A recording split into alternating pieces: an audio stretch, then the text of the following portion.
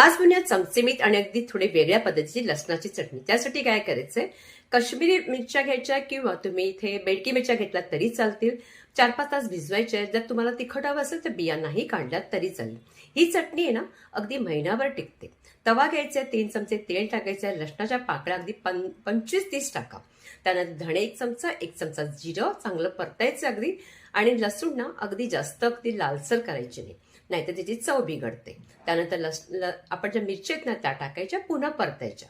परतल्यानंतर 2-3 मिनिटं चांगलं आपण हे मिश्रण थंड करायचं आणि मिक्सरमध्ये वाटून घ्यायचे, पाणी टाकून जरासं पाणी टाकायचं.